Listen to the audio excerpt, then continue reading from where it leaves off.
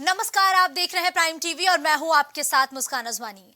खबर दोपहर में आज हम बात करेंगे पांचों राज्यों के विधानसभा चुनाव के जो नतीजे आए हैं उससे अब राजनीतिक पार्टियों का भविष्य क्या होगा। क्योंकि अगर हम नतीजों पर गौर करें तो ये जो जादुई आंकड़ा जीत का है ये फिलहाल भारतीय जनता पार्टी के पास गया है। छत्तीसगढ़, राजस्थान और मध्य प्रदेश की जनता ने भरपूर समर्थन भारतीय जनता पार्टी को दिया है और इन तीनों ही राज्यों से कांग्रेस की सत्ता छीन ली गई है भारतीय जनता पार्टी के द्वारा। इन तीनों ही राज्यों में फिलहाल भारतीय जनता पार्टी काबिज हो चुकी है। लेकिन वहीं तेलंगाना की अगर हम बात करें तो लगातार जिस चीज का जिक्र किया जा रहा था कि कर्नाटक में जिस तरीके से कांग्रेस की जीत हुई है, तेलंगाना में जिस तरीके से बड़ा उलटफेर देखने को मिल रहा है, ठीक वैसे ही कांग्रेस को उम्मीद थी कि इस बार के विधानसभा चुनाव में भी देखने को मिलेगा। लेकिन नतीजे जो गए वो बिल्कुल कांग्रेस के विपरीत गए। जो एग्जिट पोल था वो बिल्कुल कहीं ना कहीं सटीक साबित होता हुआ नजर आया, क्योंकि जिस तरीके से जिक्र किया जा रहा था कि भारतीय जनता पार्टी इन तीनों ही राज्यों में बढ़त बनाई हुई है और ठीक एग्जिट पोल की तरह ही नतीजे भी देखने को मिले। इन तीनों ही राज्यों में भारतीय जनता पार्टी एक बार फिर से काबिज हो चुकी है।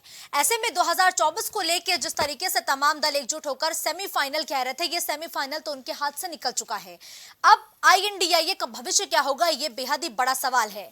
क्योंकि जब से इन राज्यों के नतीजे घोषित हुए हैं तब से समाजवादी पार्टी मुखर होकर कांग्रेस को यह कह रही है कि अब कांग्रेस को सबक लेना चाहिए। साथ ही अब यह भी लगातार कांग्रेस को कहा जा रहा है कि जो कांग्रेस का ओवर कॉन्फिडेंस है ये कांग्रेस की नैया को डुबोता हुआ नजर आया है और कांग्रेस सपा बसपा को सीधे तौर पर कहा जाए तो मायूसी मिलती हुई नजर आई है। जबकि समाजवादी पार्टी का तो मध्य प्रदेश में खाता भी नहीं खुला है। जब मध्य प्रदेश के विधानसभा चुनाव की तारीखों का ऐलान हुआ था उसके बाद से ही लगातार ये कहा जा रहा था कि सपा और कांग्रेस के जो तमाम शीर्ष नेता है वो संपर्क में है ताकि जो विधानसभा चुनाव है उसमें भी कांग्रेस और सपा एकजुट होकर चुनाव लड़े। लेकिन सिरे से कांग्रेस ने ये पूरी जो स्ट्रैटेजी है, रणनीति है, इसको खारिज किया और कांग्रेस अकेले अपने दम पर चुनाव लड़ते हुए नजर आई, जिसका खामियाजा भी कहीं ना कहीं कांग्रेस को भुगतना पड़ा है। ऐसे में ये जो एकजुटता की बात लगातार कही जा रही थी उस पर तो सवालिया निशान खड़े हो ही रहे हैं। लेकिन अब भारतीय जनता पार्टी को जिस तरीके से जीत के बाद ये संजीवनी मिली है और जिस तरीके से प्रधानमंत्री नरेंद्र मोदी ने साफ तौर पर जीत के बाद भारतीय जनता पार्टी मुख्यालय पर ये कहते हुए नजर आए हैं कि ये जो विश्वास है ये जनता का विश्वास है। ये भाजपा के शीर्ष नेताओं की जीत तो है ही, साथ ही कार्यकर्ताओं की भी जीत है जिन्होंने जी तोड़ मेहनत की है। और साथ ही साथ कल जब प्रधानमंत्री नरेंद्र मोदी संबोधित कर रहे थे विपक्षी दलों को तो उन्होंने साफ तौर पर कहा कि विपक्षी दल इस हार से एक सीख लें ताकि आगे उनसे ये गलती ना होने पाए। तो सीधे तौर पर एक मोटे तौर पर देखा जाए तो कल जब प्रधानमंत्री नरेंद्र मोदी बीजेपी कार्यालय से जीत को लेकर बधाई दे रहे थे तो उसी के साथ ही उन्होंने विपक्षियों को एक कड़ा संदेश दिया और कहीं ना कहीं ये जीत 2024 में भी बरकरार रखने की बात इशारों में कल प्रधानमंत्री नरेंद्र मोदी के द्वारा की गई है।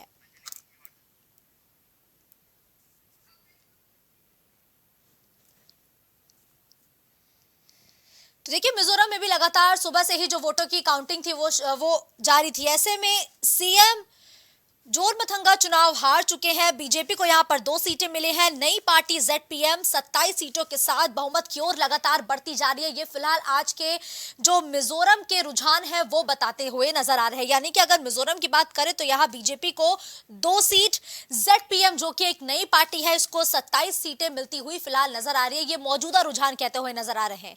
लेकिन जो बीते दिनों चुनावी नतीजे सामने आए अब उससे विपक्षी दल किस तरीके से एक सीख लेंगे और आगे भारतीय जनता पार्टी की रणनीति क्या होगी। और सबसे बड़ी बात कि जिन राज्यों में भारतीय जनता पार्टी की सरकार बनी है वहां पर आखिर मुख्यमंत्री पद किसको दिया जाएगा। आज इन तमाम बड़े सवालों पर हम बड़ी चर्चा करेंगे, जिसके लिए हमारे साथ केसी जैन जी, नेता बीजेपी के, जुड़ चुके हैं।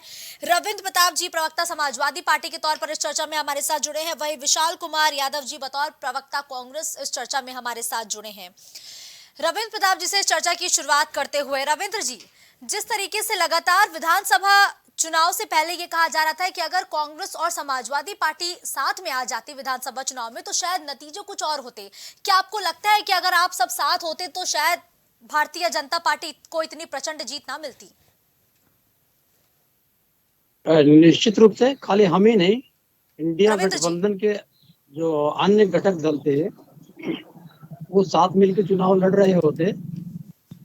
जो वर्तमान परिदृश्य बदला हुआ होता, फिर भी जो जीत बीजेपी ने 3 राज्यों में हासिल किया उसके लिए बधाई, कांग्रेस ने 1 राज्य में किया उसके लिए बधाई, ZPM लगभग जीत के मुहाने पर है उसको भी बधाई। बिल्कुल। इस चुनाव से एक चलता है कि हिंदी पट्टी में अगर बीजेपी को बाहर करना है, किन्हीं भी परिस्थितियों में क्षेत्रीय छत्रपों से एक अच्छा तालमेल बिठा के चलना पड़ेगा। यह सीख के रूप में आया है और ये सीख जो है इंडिया गठबंधन को और मजबूत करेगी। जो क्षेत्रीय छत्रप हैं वो अपनी बातें अब और अच्छी तरीके से कांग्रेस से खुल के कह सकेंगे और कांग्रेस भी एक बार पुनर्विचार करने पे तैयार होगी। अब तैयारी जो हो गया खत्म हो गया। राजनीति में जो चीजें बीत जाती हैं बीत गई। अब अगला लक्ष्य है 2024 का। तो हिंदी पट्टी में क्षेत्रीय हिंदी पट्टी से ही बीजेपी बाहर होगी, खास करके उत्तर प्रदेश और बिहार से। तो कांग्रेस थोड़ा सा लचीला रुख अपनाएगी तो निश्चित रूप से 2024 में उत्तर प्रदेश और बिहार बीजेपी को बाहर कर देंगे। बिल्कुल ठीक है। देखिए विशाल जी, साफ तौर पर कहा जा रहा है कि चलिए ठीक है, नतीजे इस बार हमारे पक्ष में नहीं आए, अभी तो बड़ा चुनाव नजदीक है। कांग्रेस को अगर गठबंधन यूं ही बरकरार रखना है तो थोड़ा लचीला रुख अपनाना पड़ेगा, क्षेत्रीय दलों की बातों को सुनना पड़ेगा। सीधे तौर पर कहा जाए तो क्या इस बार कांग्रेस सबकी बातों को सुनती हुई नजर आएगी क्या? क्योंकि इशारों इशारों में कहा जा रहा है कि शायद कांग्रेस ने नजरअंदाज किया है बातों को। जी मुस्कान जी, आपका बहुत बहुत नमस्कार। हमारे बीच हमारे जो भाजपा के प्रवक्ता साथी बैठे हुए हैं, उनको 3 राज्यों में चुनाव की जीत की शुभकामनाएं। लेकिन देखिए, कहीं ना कहीं ये जीत भाजपा की हुई, ठीक है, मानते हैं। हम इसकी समीक्षा करेंगे, क्यों हम विपक्ष को छोड़ने पर हमारा ऐसा कम वोट आया या क्या मामला रहा, हम लोग इसकी समीक्षा बैठक करेंगे। ज्यादा उत्सुकता नहीं होनी चाहिए। ठीक है, हार जीत राजनीति में लगा रहता है। अरे हम भी तो चुनाव जीते थे, कर्नाटका जीते, हिमाचल जीते। चुनाव हार जीत लगा रहता है। राजनीति में तो यही होता है, हम हारेंगे तो वो जीतेंगे, वो जीतेंगे तो हम हारेंगे। ठीक है, लेकिन ये बताना देश की जनता को जरूरी है कि भाजपा से इस जो 5 राज्य का चुनाव है, उस चुनाव में भाजपा से कांग्रेस को 10 लाख वोट ज्यादा मिले। इस 5 राज्य के चुनाव में लगभग 4 राज्य में भाजपा, 4 राज्य का जो कल रिजल्ट आया है उसमें कांग्रेस को 4 करोड़ 90 लाख वोट मिले और तो वही भाजपा को 4 करोड़ 81 लाख वोट मिले। तो कहीं ना कहीं कांग्रेस को तो वोट मिल ही रहे हैं। ठीक है, वो वोट हम सीटों में तकदीर नहीं कर पाए, सीटों में बदल नहीं पाए।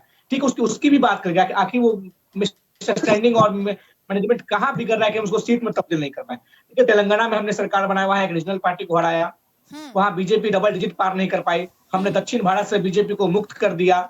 ये हमारी एक बहुत बड़ी उपलब्धि है, ये विपक्ष की बहुत बड़ी जीत है। ठीक है, वो छत्तीसगढ़ में हमारी सरकार गई, ठीक है, लेकिन 46% वोट परसेंटेज बीजेपी का और हमारा 42%, मात्र 4% का अंतर है। राजस्थान में उसी तरह मात्र 2% का, मध्य प्रदेश में उसी तरह मात्र 8% का। तो कहीं ना कहीं तो वोट तो कांग्रेस को मिल रहा है। तकरीबन 4 राज्यों में 40% से ऊपर कांग्रेस को वोट मिला है। तो कांग्रेस को तो वोट मिला, ठीक है, वो सीट में तकदीम हम लोग नहीं कर पा रहे और अगली बार हम लोग सीट में भी तकदीम करेंगे। लेकिन देखिए ठीक है विशाल जी, वोटिंग परसेंटेज बन रहा है, लाजमी है, ठीक है, आप उसको गिनाएंगे, लेकिन कहा जाता है ना जो जीता वही सिकंदर। तो फिलहाल सिकंदर तो बीजेपी ही है क्योंकि बीजेपी 3 राज्यों में आ चुकी है। लेकिन अब केसी जैन जी, जीत तो दर्ज कर चुके हैं आप, अब जरा पर्दा उठाएंगे कि मुख्यमंत्री कौन होगा? कोई नया चेहरा या फिर पुराने चेहरों पर दांव लगेगा? केसी जैन जी देखिए मुस्कान जी, मैं इसका इनकार नहीं किया, मैं तो बीजेपी को बधाई दिया, लेकिन ये कह देना कि कांग्रेस एकदम शांत हो गई, कहीं ना कहीं राजनीति ना समझी होगी।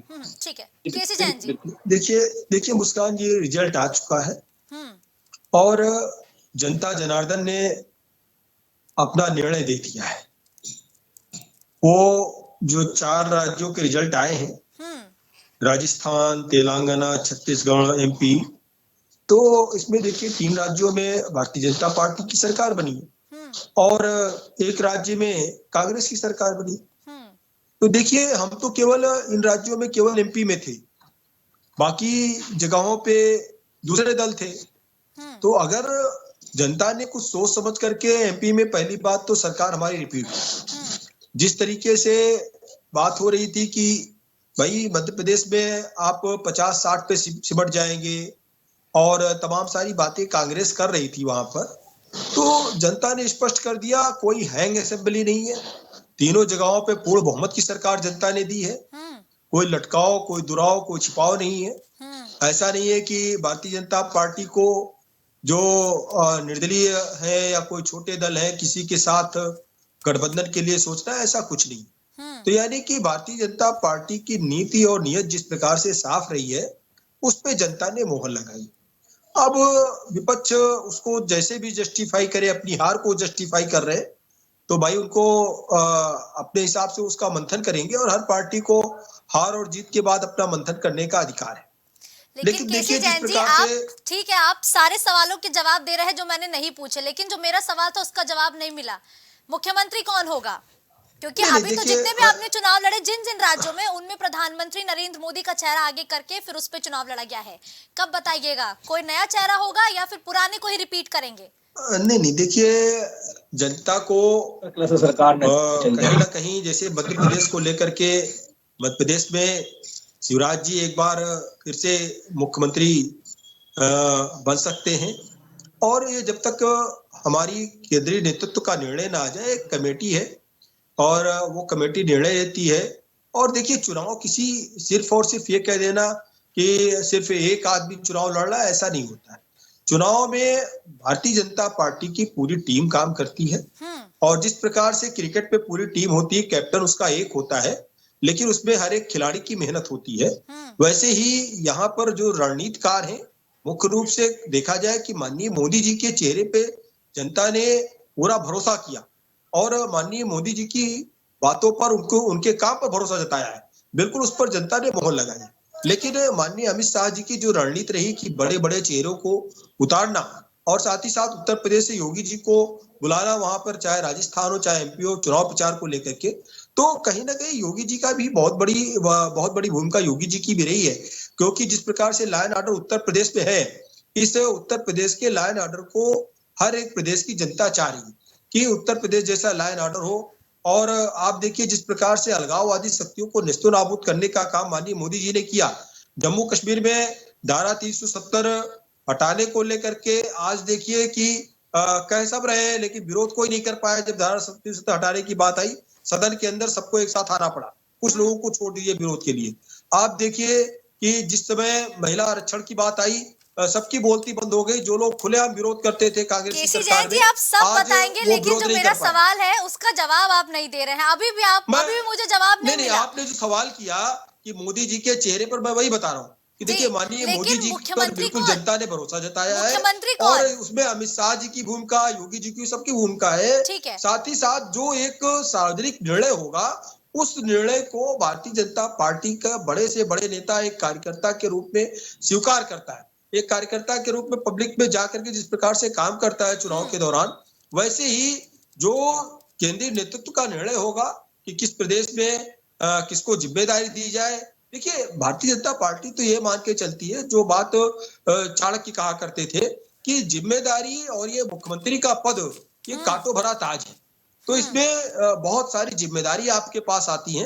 भारतीय जनता पार्टी का कोई भी नेता विधायक, मंत्री, सांसद मलाई काटने के लिए नहीं बनता है। वो इस भावना के साथ आया है कि हमको जनता की सेवा करनी है, राष्ट्र को आगे बढ़ाना है, राष्ट्र को अंतरराष्ट्रीय स्तर पर, सार्वभौमिक स्तर पर लेकर के जाना है, और नंबर 1 पे ले जाके खड़ा करना है। और इसी भावना के साथ जब काम कर रहे हैं, तो जो भी मुख्यमंत्री प्रपोज हो जाएगा उसको सहर सभी लोग स्वीकार करेंगे। यहाँ पे कोई लाग लपेट नहीं है, कोई विरोध की भाषा नहीं है, और किसी तरीके की कोई टकराव की स्थिति नहीं है। नाम आला कमान तय करेगा, सभी भारतीय जनता पार्टी के नेता उसे स्वीकार कर लेंगे। एक कमेटी तय करती है। बिल्कुल ठीक है। लेकिन देखिए रविंद्र प्रताप जी, इस बार तो समाजवादी पार्टी का खाता भी नहीं खुला। अखिलेश यादव लगातार सक्रिय थे, उन्होंने चुनावी रैलियां की, जनता को संबोधित किया, एक एक करके लोगों से मुलाकात की, लेकिन रणनीति कहाँ कमजोर पड़ गई? क्या लगता है कि कमी कहाँ रह गई जिस वजह से समाजवादी पार्टी को यह हार का सामना करना पड़ा?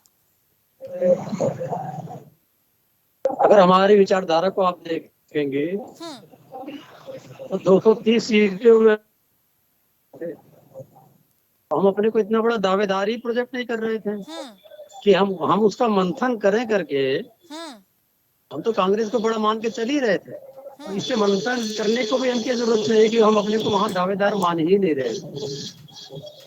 ठीक है, जो कुछ हुआ उस चीजों पे बहुत ज्यादा टिप्पणी करने से कोई भी फायदा नहीं है। फोकस हमारा 2024 पे रहेगा। 2024 पे कारण क्या है कि उत्तर प्रदेश और बिहार ऐसे राज्य हैं जो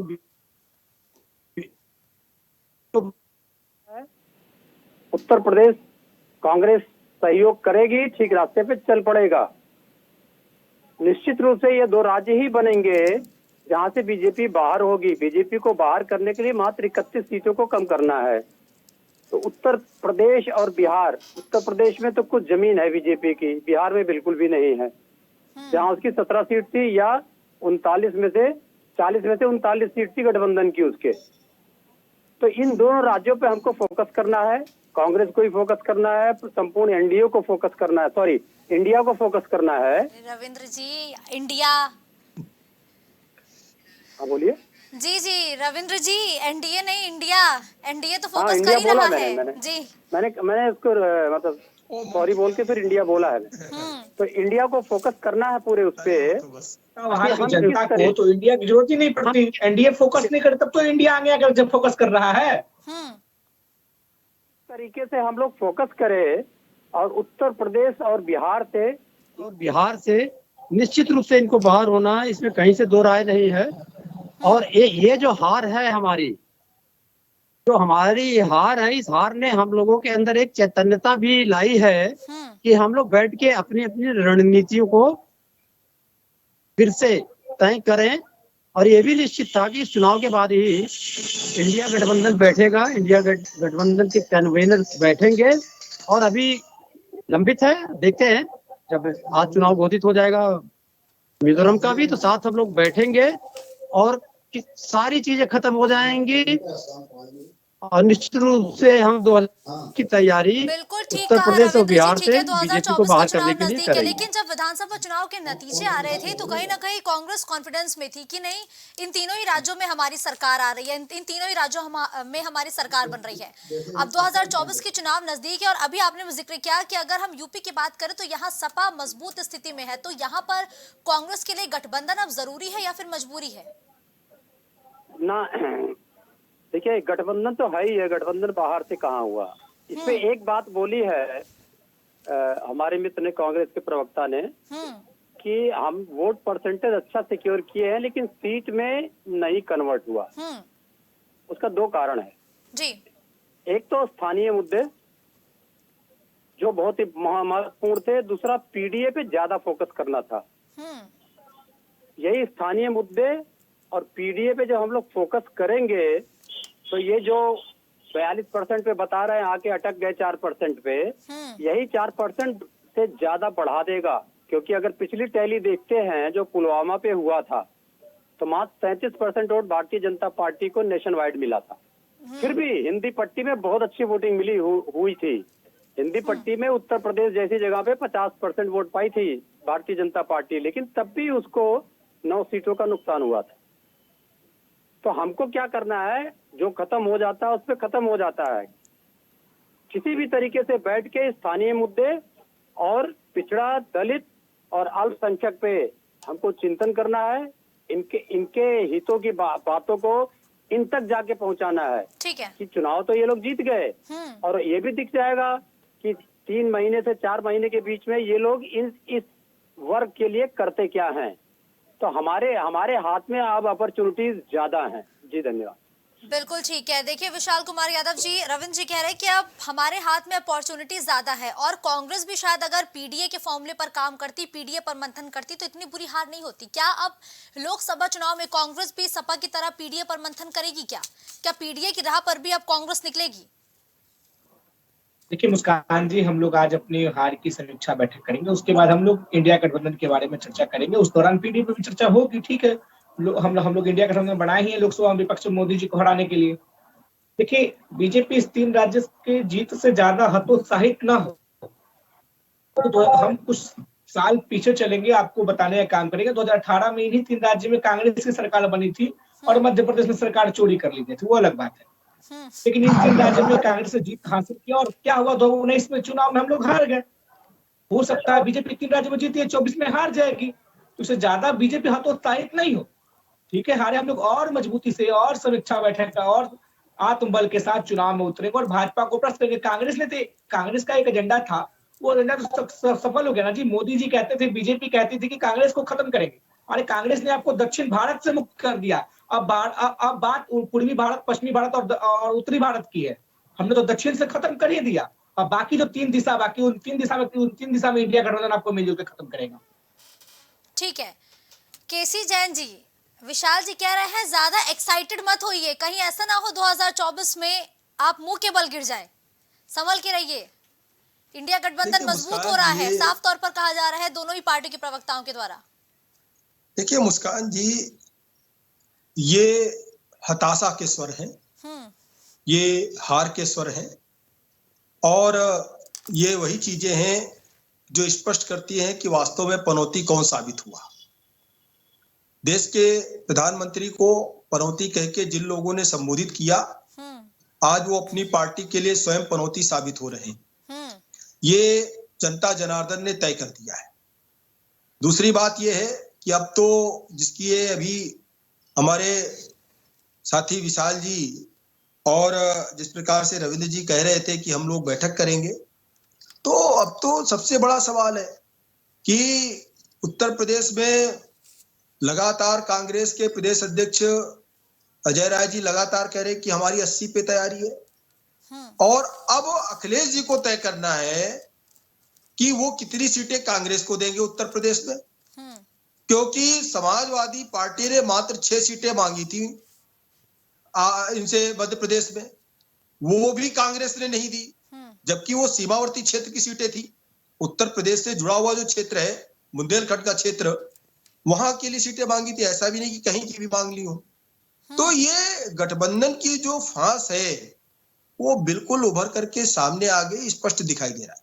फिर भी अब हमें लगता है जैसे निर्णय वहां पर मध्य प्रदेश के चुनाव में कहा कि आपका यहाँ कुछ नहीं है, और 6 सीटें तक नहीं दी कांग्रेस ने समाजवादी पार्टी को, तो अब समाजवादी पार्टी निर्णय लेगी कि उसको कांग्रेस को लोकसभा में 80 में से कितनी सीटें दी हैं। इसके पहले कांग्रेस को विधानसभा चुनाव में 100+ सीटें ये दे चुके हैं, और उसका परिणाम भी देख चुकी है समाजवादी पार्टी। तो देखिए, जो पार्टी, और ये बात कांग्रेस लगातार कहती भी रही है कि जहां पर जो पार्टी है वो बड़े भाई की भूमिका निभाएगी, और बाकी नेतृत्व तो हम करेंगे। और मध्य प्रदेश में उन्होंने करके भी दिखा दिया कि नहीं, आपका यहाँ कुछ नहीं है, 6 सीटें भी आपको नहीं मिलने वाली। बिल्कुल। तो देखिए, ये अब जो गठबंधन की बात कर रहे हैं, इंडी गठबंधन की जो बात कर रहे हैं, बैठ के बात करने की बात कर रहे हैं, तो अब ये काम इन लोगों का, इनको तय करना है कैसे क्या होगा।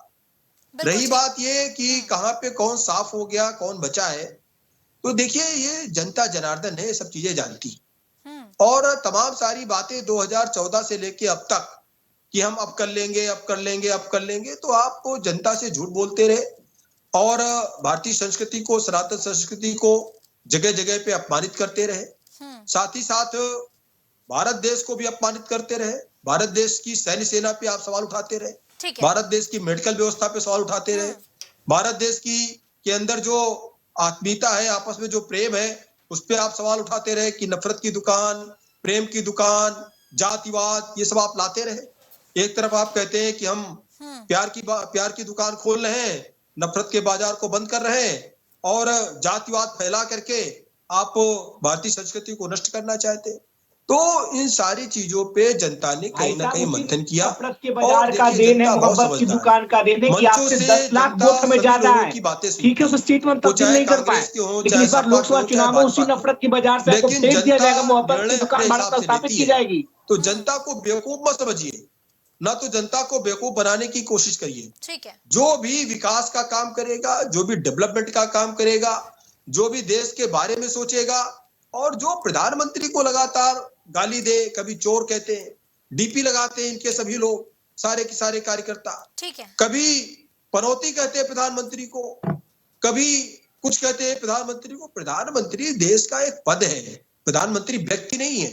व्यक्ति मोदी जी हो सकते हैं, प्रधानमंत्री पद है जो आजादी के बाद से अब तक रहा है और आगे भी हमेशा रहेगा। तो आप उस पद को गाली दे रहे हैं, तो प्रधानमंत्री पद को तो गाली मत दीजिए। चलिए, आपके मुताबिक जनता ने उसका फैसला ले लिया है, जनता ने तय कर दिया है। ठीक है, ठीक है, देखिए ऐसा है कि इन सारी चीजों को लेकर के और भी बहुत सारी बातें रही जिनको लेके जनता ने निर्णय लिया, और ऐसा नहीं कि आपको अवसर नहीं मिला।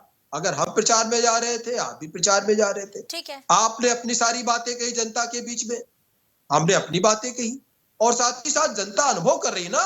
आप देखिए उत्तर प्रदेश में लॉ एंड ऑर्डर की व्यवस्था कैसी है, अगर यहाँ पे कोई अपराधी मारा जाता है तो उस पर आप सवाल खड़ा करते हैं। जिसने 10-10, 20-20 लोगों की हत्याएं कर दी, अगर वो इनकाउंटर में मारा जाता है तो कहते हैं छतरी था। लॉ एंड ऑर्डर मेंटेन करना राजस्थान का भी आपके हाथ में है, मध्य प्रदेश का तो पहले भी आपके हाथ में था। खैर अब वो अलग की चीज है कि अब आप यूपी का मॉडल हर जगह नहीं उसको एग्जांपल दे सकते, अब तो आपके हाथ में राजस्थान भी है। अब देखते हैं हम राजस्थान में क्या करते हैं, किस तरीके से लॉ एंड ऑर्डर का पालन करवाते हैं। लेकिन भ्रष्टाचार को मुस्कान जी, जिस तरह भ्रष्टाचार फैला, आप देखिए कि छत्तीसगढ़ में किस प्रकार से भ्रष्टाचार फैला हुआ था, हर चीज में भ्रष्टाचार। अब उसको जनता ने जवाब दिया ना कि भाई किसकी सरकार होनी चाहिए। तो जनता ने राजस्थान में हमारा कार्यकाल पहले देखा था, राजस्थान में एक बार फिर से हमको चुना, और चुना भी कैसे कि आप देखिए कि किस प्रकार से कि मतलब 100 का आंकड़ा पार करके पूर्व बहुमत की सरकार हमको दे रही है 199 सीटों पे। तो जनता जनार्दन है, जनता सारी चीजें समझती है। जो भी पार्टी विकास के लिए काम करेगी, सबका साथ सबका विकास के लिए काम करेगी, जनता उसको चुनेगी, उसको सिरबाते बैठाएगी और उसको जो है लोकतांत्रिक तरीके से जनता उस पार्टी को काम करने का अवसर देगी। बिल्कुल ठीक है। विशाल कुमार जी, आप कुछ कहना चाहते कहिएगा, लेकिन एक सवाल मेरा आपसे है कि देखिए लगातार आप हर एक चुनावी रैली में आपके नेता जातीय जनगणना का मुद्दा उठा रहे थे। अभी जब बीते दिनों मेरे और आपकी चर्चा हुई तो भी आपने उस मुद्दे को जोर शोर से उठाया, लेकिन प्रधानमंत्री नरेंद्र मोदी हर एक मन से कहते हुए नजर आए कि मेरे लिए सिर्फ 4 जातियां हैं, नारी, युवा, किसान और गरीब। ऐसे में जातीय जनगणना क्या 2024 में काम आएगा? क्या ये जातीय जनगणना का मुद्दा सीटों में कन्वर्ट हो पाएगा? देखिए मुस्कान जी, मैं आपके सवाल का जवाब बिल्कुल दूंगा, लेकिन अभी भाजपा के प्रवक्ता केसी जैन जी ने कहा कि राहुल गांधी जी राहुल गांधी जी पे इन्होंने टिक्का टिप्पणी करने का काम किया।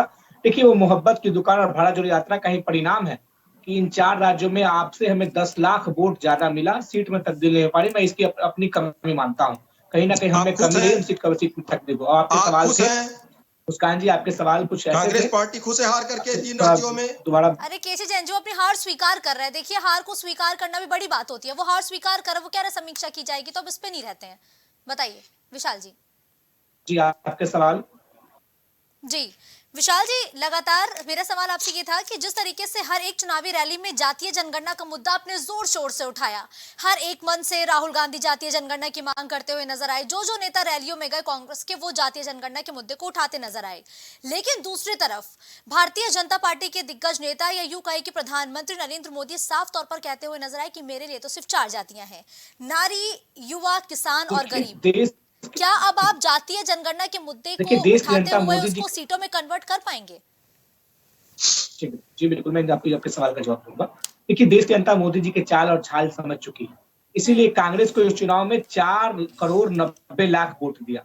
कहीं ना कहीं जातीय जनगणना की बात लोगों को पसंद आ रहा है, तब तो बीजेपी ज्यादा वोट मिल पा रही है। ठीक है, सीट में कन्वर्ट नहीं कर पा रही है, मान रहे हैं हम। अगर मोदी जी की बात, मोदी जी अपने एक सदन में एक चुनाव का प्रधानमंत्री बोलता है मैं ओबीसी का हूं, तो जब आपको वोट लेना होता है तब गरीब अमीर क्या क्या बोलते हैं, और जब आप बताना तो ओबीसी का है।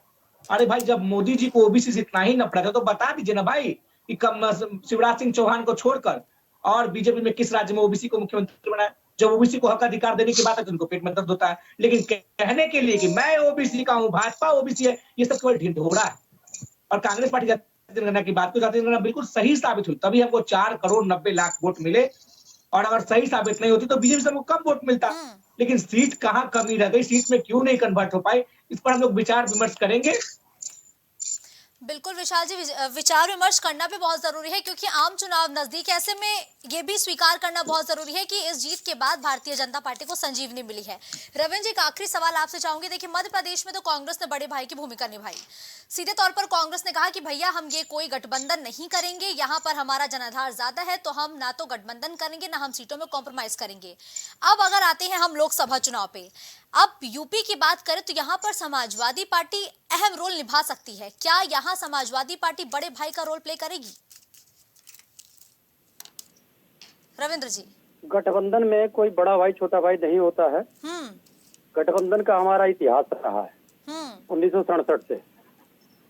तो हम गठबंधन कैसे किया जाता है और उसको कैसे निभाया जाता है, इसका अच्छा मॉडल इस बार और भी देंगे। ये निश्चित रूप से है कि राष्ट्रीय स्तर की पार्टी कांग्रेस पार्टी है, इसमें कहीं से दो राय नहीं है। पर हिंदी पट्टी में कांग्रेस को क्षेत्रीय छत्र या स्थानीय पार्टियां जो हैं उनके रिप्रेजेंटेशन पे बैठ के जो समस्या आई, क्योंकि एक बात अगर दूसरे तरीके से भी देखा जाए तो इन तीनों राज्यों में कोई बहुत बड़ी क्षेत्रीय छत्र पार्टी थी भी नहीं। ना तो छत्तीसगढ़ में कोई अल्टरनेटिव पार्टी थी, ना तो मध्य प्रदेश में कोई थी, ना राजस्थान में थी। जहां पर थी वहां पर बीजेपी हार गई। तो इसलिए किसी भी तरीके से जो यूपी की बात कर रही है, जब इंडिया गठबंधन की बैठक होगी तो उसमें इन मुद्दों को बहुत ध्यान में रखा जाएगा कि जो हिंदी पट्टी के मतदाताओं का रुझान है, उस रुझान के अनुसार हम आपस में बैठ के सीटों का फैसला कर लें। और सीटों का फैसला नहीं किए थे तब भी तो हराए थे हम भारतीय जनता पार्टी को। ये जो भारतीय जनता पार्टी हम अकेला वाली है, इससे बड़ी पार्टी थी। अटल जी थे, अडवाणी जी थे, जॉर्ज फर्नांडिस साहब थे, सभी लोग थे। उसको भी हराया था हम लोग ने अलग अलग चुनाव लड़के। अब तो हम एक साथ रहेंगे ही रहेंगे और मैं पूरे विश्वास के साथ कहता हूँ 2024 के चुनाव को हराएंगे। ये निश्चित रूप है कि भारतीय जनता पार्टी 7 राज्यों में थी, अब भारतीय जनता पार्टी बढ़ के 10 राज्यों में हो गई है। उसके लिए पुनः बधाई देता हूं। रविंद्र जी, ये कॉन्फिडेंस है या ओवर कॉन्फिडेंस कि 2024 में आप हरा ही देंगे भारतीय जनता पार्टी को? से क्या माना जाए? ये तो परिणाम बताए, आपका कॉन्फिडेंस है या ओवर कॉन्फिडेंस है? इसका रविंद्र जी, आपकी जो हंसी है वो बता रही है कि कोई बहुत बड़ी रणनीति पर काम कर रही है इंडिया। अच्छा, आप ये बताइए, पिछले 71 दिनों से हमारी साइकिल यात्रा चल रही है, पद यात्रा चल रही है, जन जागृति यात्रा चल रही है, हम लोग कहीं भी नहीं रुके हुए। तो हमारे पास सारे फीडबैक हैं और आ रहे हैं। तो जो फीडबैक आते हैं, तो फीडबैक हमारे वहाँ ये सिस्टम नहीं है कि बैठक कर लेंगे, 4 आदमी बोल देंगे तो उनका फीडबैक मान लिया जाएगा। ठीक है। हमारे वहाँ हमारे कार्यकर्ता जा रहे हैं, जो वहाँ बोला जाता है वही उठा के भेज देते हैं। तो जनता का जो टेस्ट है उत्तर प्रदेश में, हम लोग लगातार पिछले 6 महीने से जनता में घूम रहे हैं। तो हमारे पास ज्यादा बड़ा फीडबैक है। जब बैठेंगे हम इंडिया गठबंधन, तो उन फीडबैक को भी लेके बैठेंगे। अब आपका जो सवाल है कि भाई आप इसको कैसे कन्वर्ट करेंगे इसमें परिणाम में, तो जो परिणाम आएगा तभी इसका डिसीजन हो सकता है कि मेरा कॉन्फिडेंस था या ओवर कॉन्फिडेंस। बिल्कुल रविंद्र जी, मैं तो इंतजार करूंगी कि जल्दी सब तो चुनाव नजदीक आ जाए ताकि पता चल जाए कि किसका कॉन्फिडेंस है, किसका ओवर कॉन्फिडेंस है। धन्यवाद आप सभी गेस्ट का हमारे साथ इस चर्चा में अपना समय देने के लिए। लेकिन देखिए, जिस तरीके से नतीजे सामने आए हैं उसने कहीं ना कहीं भारतीय जनता पार्टी का जो कॉन्फिडेंस है वो बढ़ा दिया है। और लाजमी भी है, क्योंकि जब चुनाव की तारीखों का ऐलान हुआ था तो लगातार जो विपक्षी दल है वो एकमुश्त होकर ये कह रहे थे कि ये एक सेमीफाइनल है। अब ये सेमीफाइनल तो बीजेपी के पक्ष में चला गया है, क्योंकि 3 राज्यों में बीजेपी, 1 राज्य में कांग्रेस, और आज जो मिजोरम के रुझान जो सामने आ रहे हैं उसमें एक नई जो पार्टी है वो उसका सूरज उदय होता हुआ नजर आए हैं। अभी फिलहाल मिजोरम के जो रुझान है वो तो बहुत ही अलग और सबके सोच के विपरीत आते हुए नजर आ रहे हैं, क्योंकि मिजोरम में एक नई पार्टी लगातार सत्ता के शिखर को चूमती हुई नजर आ रही है। लेकिन जो बीते दिनों चुनावी नतीजे आए उसने कहीं ना कहीं कांग्रेस में खलबली पैदा कर दिया, क्योंकि कांग्रेस एक कॉन्फिडेंस में थी कि इन 3 राज्यों में कांग्रेस की ही सरकार बनने वाली है, लेकिन नतीजे उनके सोच के विपरीत चले गए। ऐसे में अब बैठकों का दौर जारी है। जो कांग्रेस है वो ये समझने की कोशिश कर रही है कि आखिर जिस वोटिंग परसेंटेज बड़ा है, जिसको लगातार कांग्रेस कह रही है, उसको सीटों में कन्वर्ट क्यों नहीं किया गया। जो वोटिंग परसेंटेज तो कांग्रेस के पक्ष में था, लेकिन वो सीटों में क्यों नहीं बदला, ये सवाल लगातार कांग्रेस अब ढूंढने की कोशिश कर रही है। यही वजह है कि बैठकों का दौर जारी है। तो दूसरी तरफ अब एनडीए 2024 की तैयारियों में भी जुटी हुई है, क्योंकि संजीवनी तो मिल चुकी है। अब 2024 का चुनाव नजदीक है एनडीए और आईएनडीआईए दोनों के लिए। ऐसे में इन दोनों ही बड़े दलों की रणनीति क्या होगी, किस तरीके से इस चुनाव से सीख लेकर कांग्रेस अपनी रणनीति को चेंज करेगी और एनडीए क्या इसी रणनीति के तहत आगे बढ़ेगी, अब ये देखना बेहद दिलचस्प होगा। खबर दोपहर में फिलहाल के लिए बस इतना ही। देश और दुनिया की तमाम बड़ी खबरों के लिए